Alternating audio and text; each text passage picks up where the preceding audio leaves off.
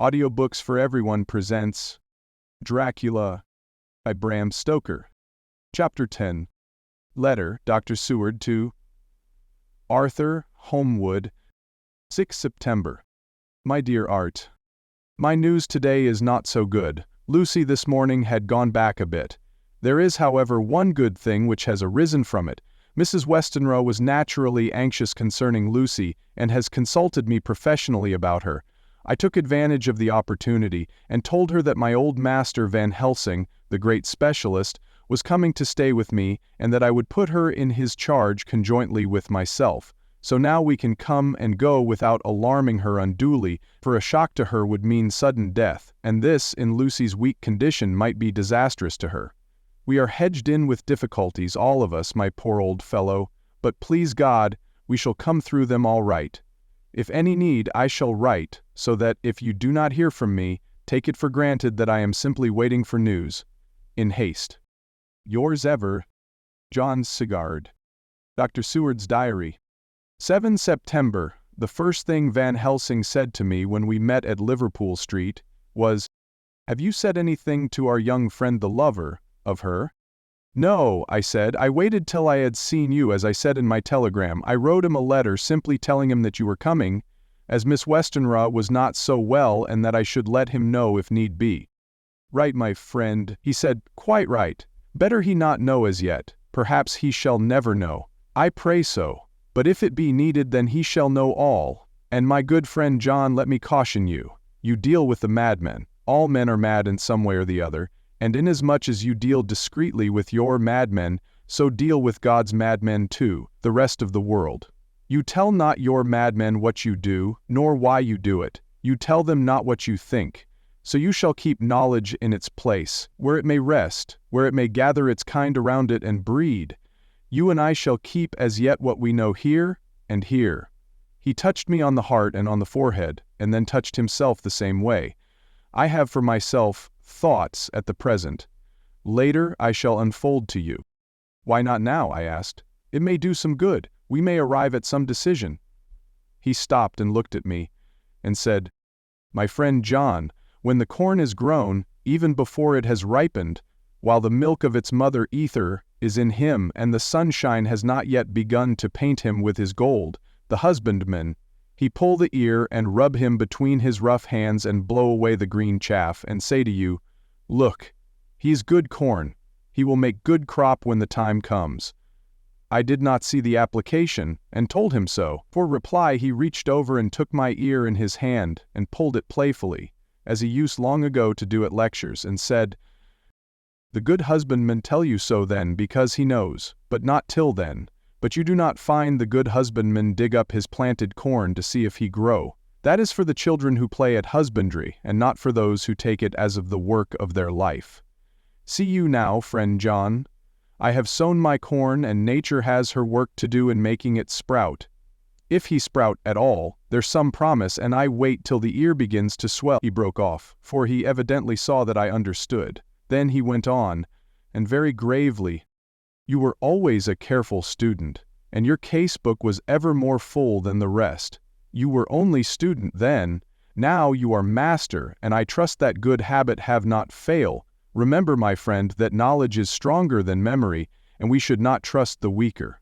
Even if you have not kept the good practice, let me tell you that this case of our dear Miss is one that may be, mind I say may be, of such interest to us and others that all the rest may not make him kick the beam, as your peoples say. Take then good note of it. Nothing is too small. I counsel you, put down in record even your doubts and surmises.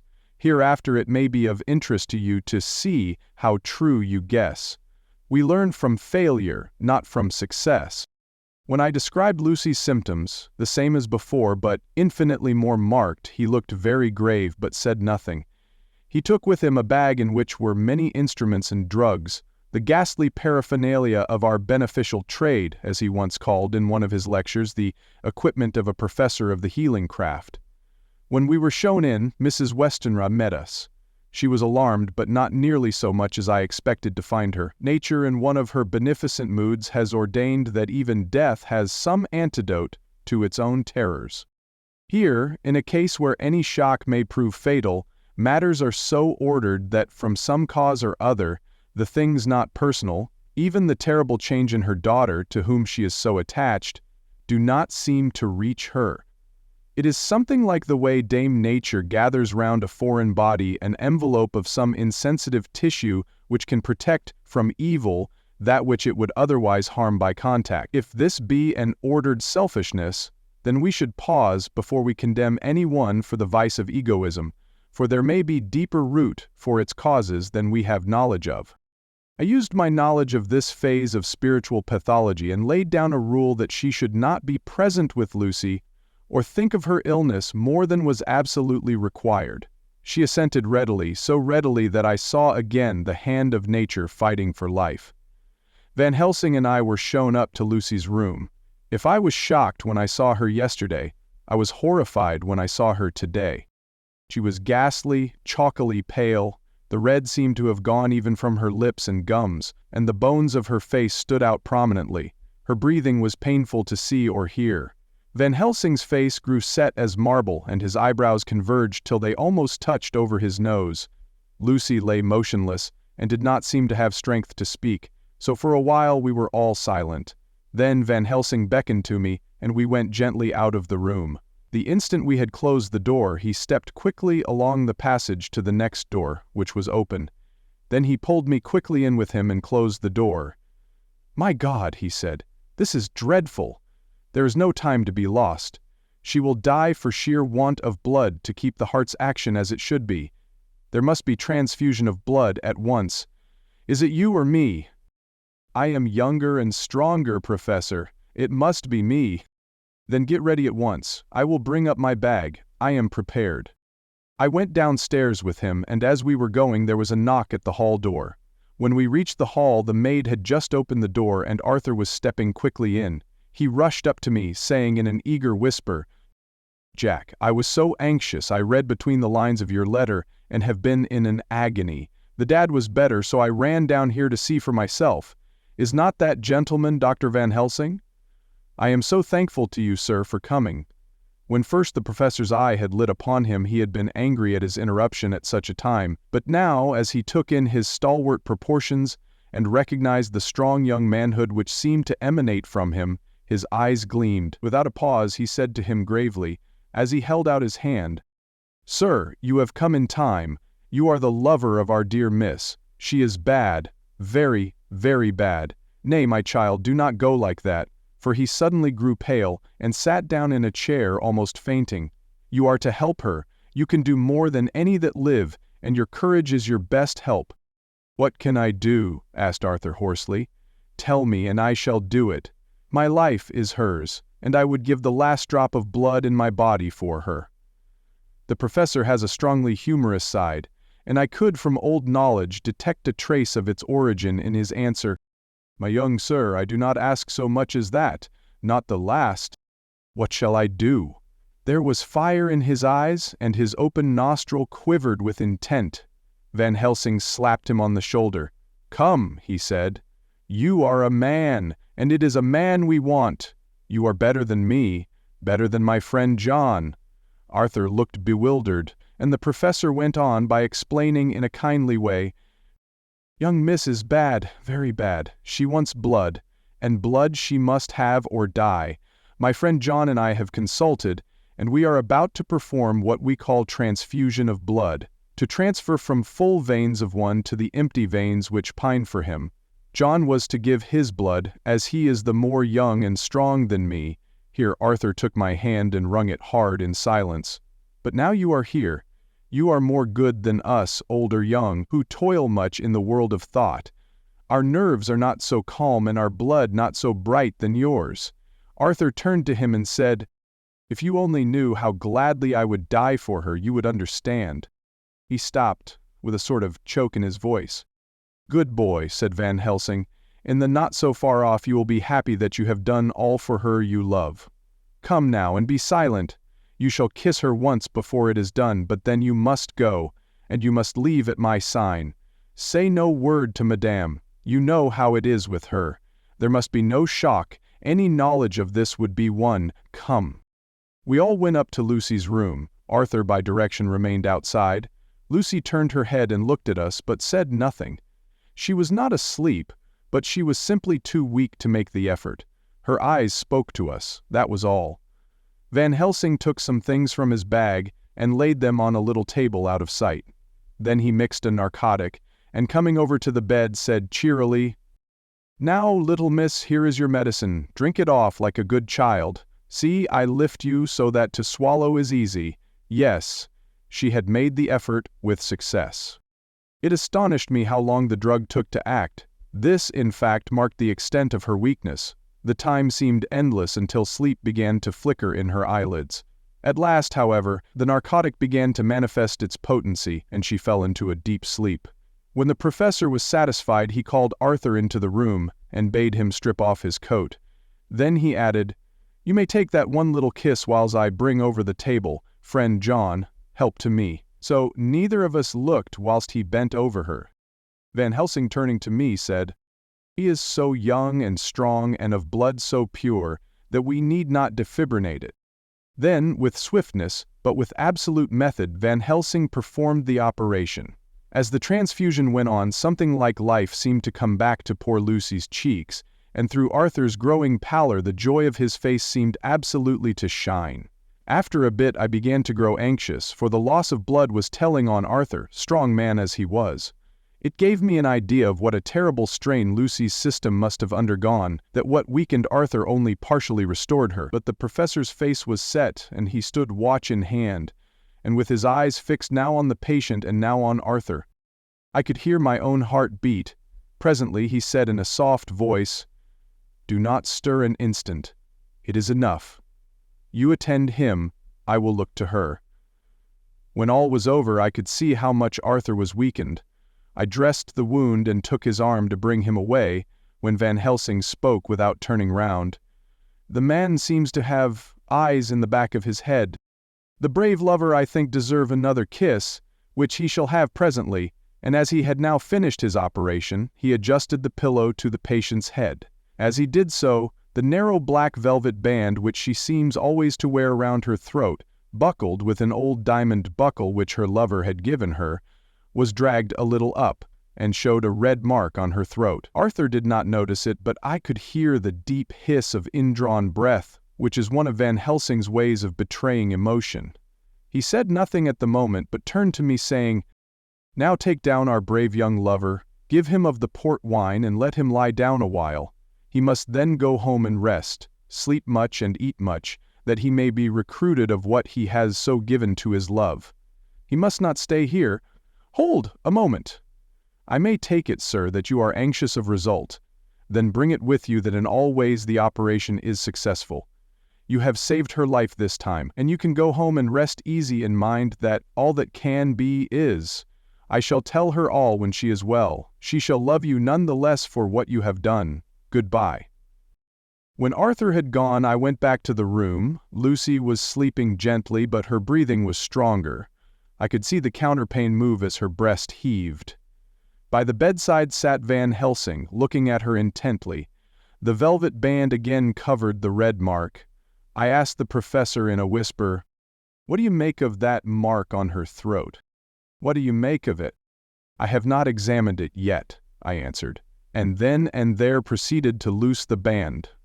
Just over the external jugular vein there were 2 punctures, not large, but not wholesome looking. There was no sign of disease, but the edges were white and worn-looking, as if by some trituration. It at once occurred to me that this wound, or whatever it was, might be the means of that manifest loss of blood, but I abandoned the idea as soon as formed, for such a thing could not be. The whole bed would have been drenched to a scarlet with the blood which the girl must have lost to leave such a pallor as she had before the transfusion. "Well?" said Van Helsing. "Well," said I can make nothing of it." The professor stood up. "I must go back to Amsterdam tonight," he said. "There are books and things there which I want. You must remain here all the night, and you must not let your sight pass from her." "Shall I have a nurse?" I asked. "We are the best nurses, you and I. You keep watch all night. See that she is well fed, and that nothing disturbs her. You must not sleep all the night. Later on we can sleep, you and I. I shall be back as soon as possible, and then we may begin." "May begin?" I said. "What on earth do you mean?" "We shall see," he answered as he hurried out. He came back a moment later and put his head inside the door and said, with warning finger held up, "Remember, she is your charge. If you leave her and harm befall, you shall not sleep easy hereafter." Dr. Seward's diary continued. 8. September. I sat up all night with Lucy. The opiate worked itself off towards dusk and she waked naturally.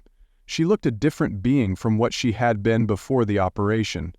Her spirits even were good, and she was full of a happy vivacity, but I could see evidences of the absolute prostration which she had undergone. When I told Mrs. Westenra that Dr. Van Helsing had directed that I should sit up with her, she almost pooh-poohed the idea, pointing out her daughter's renewed strength and excellent spirits. I was firm, however, and made preparations for my long vigil. When her maid had prepared her for the night, I came in, having in the meantime had supper, and took a seat by the bedside. She did not in any way make objection, but looked at me gratefully whenever I caught her eye. After a long spell, she seemed sinking off to sleep, but with an effort seemed to pull herself together and shook it off. This was repeated several times, with greater effort and with shorter pauses as the time moved on. It was apparent that she did not want to sleep, so I tackled the subject at once. "You do not want to go to sleep?" "No, I am afraid." "Afraid to go to sleep? Why so? It is the boon we all crave for." "Ah, not if you were like me. If sleep was to you a presage of horror." "A presage of horror? What on earth do you mean?" "I don't know. Oh, I don't know. And that is what is so terrible. All this weakness comes to me in sleep, until I dread the very thought. But my dear girl, you may sleep tonight. I am here watching you, and I can promise that nothing will happen." "Ah, I can trust you." I seized the opportunity and said, "I promise you that if I see any evidence of bad dreams, I will wake you at once." "You will? Oh, will you really? How good you are to me. Then I will sleep." And almost at the word she gave a deep sigh of relief and sank back asleep. All night long I watched by her. She never stirred, but slept on and on in a deep, tranquil, life-giving, health-giving sleep. Her lips were slightly parted, and her breast rose and fell with the regularity of a pendulum. There was a smile on her face, and it was evident that no bad dreams had come to disturb her peace of mind. In the early morning her maid came, and I left her in her care and took myself back home, for I was anxious about many things. I sent a short wire to Van Helsing and to Arthur, telling them of the excellent result of the operation. My own work, with its manifold arrears, took me all day to clear off.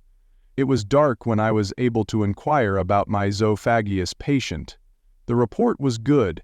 He had been quite quiet for the past day and night. A telegram came from Van Helsing at Amsterdam whilst I was at dinner, suggesting that I should be at Hillinghamn tonight, as it might be well to be at hand, and stating that he was leaving by the night mail and would join me early in the morning. 9 o'clock on Saturday. I was pretty tired and worn out when I got to Hillinghamn. For 2 nights I had hardly had a wink of sleep, and my brain was beginning to feel that numbness which marks cerebral exhaustion. Lucy was up and in cheerful spirits. When she shook hands with me, she looked sharply in my face and said, "No sitting up tonight for you, you are worn out." "I am quite well again. Indeed, I am, and if there is to be any sitting up, it is I who will sit up with you." I would not argue the point, but went and had my supper. Lucy came with me, and, enlivened by her charming presence, I made an excellent meal and had a couple of glasses of the more than excellent port. Then Lucy took me upstairs and showed me a room next her own, where a cozy fire was burning. "Now," she said, "you must stay here. I shall leave this door open and my door too. You can lie on the sofa, for I know that nothing would induce any of you doctors to go to bed whilst there is a patient above the horizon. If I want anything, I shall call out and you can come to me at once."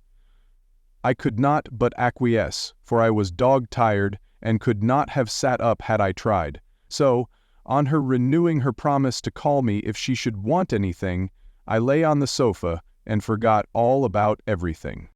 Lucy Westenra's Diary. 9. September. I feel so happy tonight. I have been so miserably weak that to be able to think and move about is like feeling sunshine after a long spell of east wind out of a steel sky. Somehow Arthur feels very, very close to me. I seem to feel his presence, warm about me. I suppose it is that sickness and weakness are selfish things and turn our inner eyes in sympathy on ourselves, whilst health and strength give love rein, and in thought and feeling he can wander where he wills. I know where my thoughts are, if Arthur only knew. My dear, your ears must tingle as you sleep, as mine do waking. Oh, the blissful rest of last night! How I slept, with that dear good Dr. Seward watching me. And tonight I shall not fear to sleep, since he is close at hand and within call. Thank everybody for being so good to me, thank God. Good night, Arthur. 10 September, I was conscious of the professor's hand on my head, and started awake all in a second. That is one of the things that we learn in an asylum, at any rate. And how is our patient? Well, when I left her, or rather when she left me, I answered. Come, let us see, he said, and together we went into the room. The blind was down, and I went over to raise it gently, whilst Van Helsing stepped, with his soft cat-like tread, over to the bed. As I raised the blind and the morning sunlight flooded the room, I heard the professor's low hiss of inspiration, and knowing its rarity, a deadly fear shot through my heart. As I passed over, he moved back, and his exclamation of horror, "Gott in Himmel!" needed no enforcement from his agonized face. He raised his hand and pointed to the bed, and his iron face was drawn and ashen white. I felt my knees begin to tremble. There on the bed, seemingly in a swoon, lay poor Lucy, more horribly white and wan-looking than ever. Even the lips were white, and the gums seemed to have shrunken back from the teeth, as we sometimes see in a corpse after a prolonged illness. Van Helsing raised his foot to stamp in anger, but the instinct of his life and all the long years of habit stood to him, and he put it down again softly. "Quick," he said, "bring the brandy." I flew to the dining room and returned with the decanter. He wetted the poor white lips with it, and together we rubbed palm and wrist and heart. He felt her heart, and after a few moments of agonizing suspense said, "It is not too late. It beats, though but feebly. All our work is undone. We must begin again. There is no young Arthur here now. I have to call on you yourself this time, friend John." As he spoke, he was dipping into his bag and producing the instruments for transfusion. I had taken off my coat and rolled up my shirt sleeve. There was no possibility of an opiate just at present, and no need of one, and so, without a moment's delay, we began the operation. After a time, it did not seem a short time either, for the draining away of one's blood, no matter how willingly it be given, is a terrible feeling. Van Helsing held up a warning finger. "Do not stir," he said, "but I fear that with growing strength she may wake, and that would make danger, oh, so much danger. But I shall precaution take. I shall give hypodermic injection of morphia." He proceeded then swiftly and deftly to carry out his intent. The effect on Lucy was not bad, for the faint seemed to merge subtly into the narcotic sleep. It was with a feeling of personal pride that I could see a faint tinge of color steal back into the pallid cheeks and lip. No man knows, till he experiences it, what it is to feel his own lifeblood drawn away into the veins of the woman he loves. The professor watched me critically. "That will do," he said. "Already?" I remonstrated. "You took a great deal more from art." To which he smiled a sad sort of smile as he replied, "He is her lover, her fiancé. You have much work to do for her and for others, and the present will suffice." When we stopped the operation, he attended to Lucy, whilst I applied digital pressure to my own incision. I laid down whilst I waited his leisure to attend to me, for I felt faint and a little sick. By and by he bound up my wound and sent me downstairs to get a glass of wine for myself. As I was leaving the room he came after me and, half whispered, "Mind, nothing must be said of this. If our young lover should turn up unexpected, as before, no word to him. It would at once frighten him and enjealous him too. There must be none. So?" When I came back he looked at me carefully and then said, "You are not much the worse. Go into the room and lie on your sofa and rest a while. Then have much breakfast, and come here to me." I followed out his orders, for I knew how right and wise they were. I had done my part, and now my next duty was to keep up my strength. I felt very weak, and in the weakness lost something of the amazement at what had occurred. I fell asleep on the sofa, however, wondering over and over again how Lucy had made such a retrograde movement, and how she could have been drained of so much blood with no sign anywhere to show for it. I think I must have continued my wonder in my dreams, for, sleeping and waking, my thoughts always came back to the little punctures in her throat, and the ragged, exhausted appearance of their edges. Tiny though they were, Lucy slept well into the day, and when she woke she was fairly well and strong, though not nearly so much so as the day before. When Van Helsing had seen her, he went out for a walk, leaving me in charge, with strict injunctions that I was not to leave her for a moment. I could hear his voice in the hall, asking the way to the nearest telegraph office. Lucy chatted with me freely, and seemed quite unconscious that anything had happened. I tried to keep her amused and interested. When her mother came up to see her, she did not seem to notice any change whatever, but said to me gratefully, "We owe you so much, Dr. Seward, for all you have done, but you really must now take care not to overwork yourself. You are looking pale yourself. You want a wife to nurse and look after you a bit, that you do." As she spoke, Lucy turned crimson, though it was only momentarily, for her poor wasted veins could not stand for long such an unwanted drain to the head. The reaction came in excessive pallor as she turned imploring eyes on me. I smiled and nodded, and laid my finger on my lips. With a sigh she sank back amid her pillows. Van Helsing returned in a couple of hours, and presently said to me, "Now you go home, and eat much, and drink enough.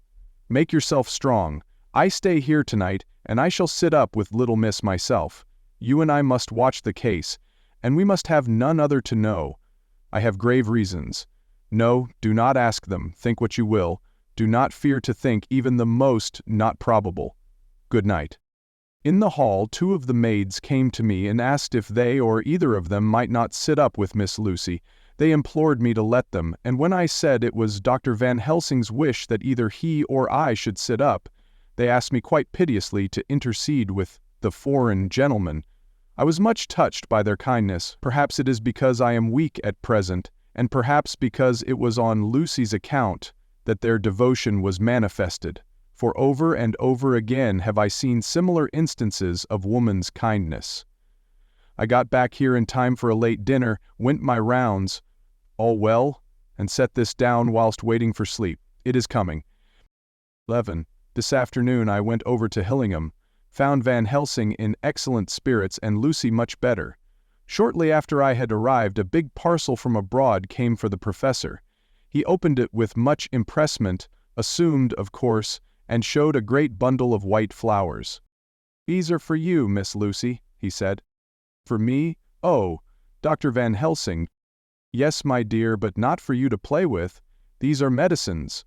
Here Lucy made a wry face. "Nay, but they are not to take in a decoction or in nauseous form, so you need not snub that so charming nose, or I shall point out to my friend Arthur what woes he may have to endure in seeing so much beauty that he so loves so much distort.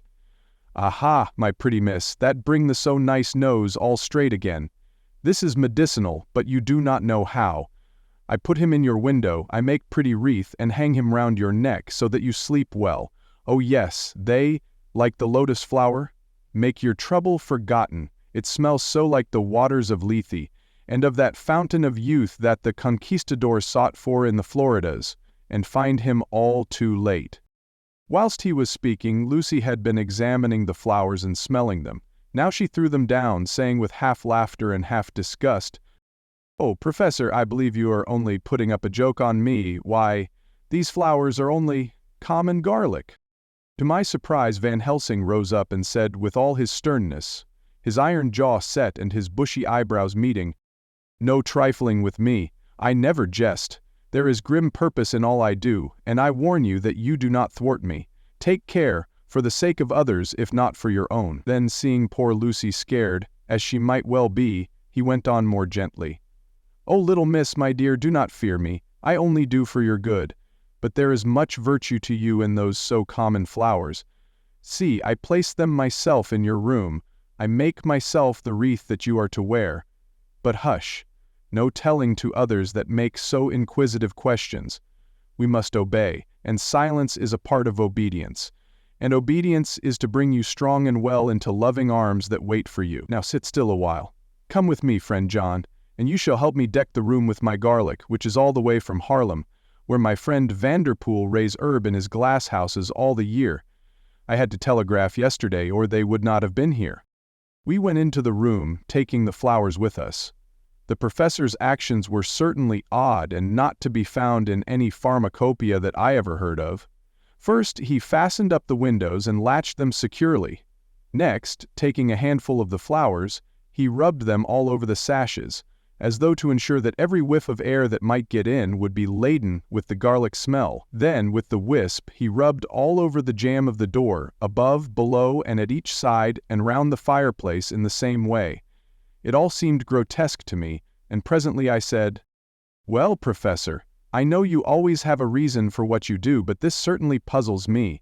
It is well we have no skeptic here, or he would say that you were working some spell to keep out an evil spirit."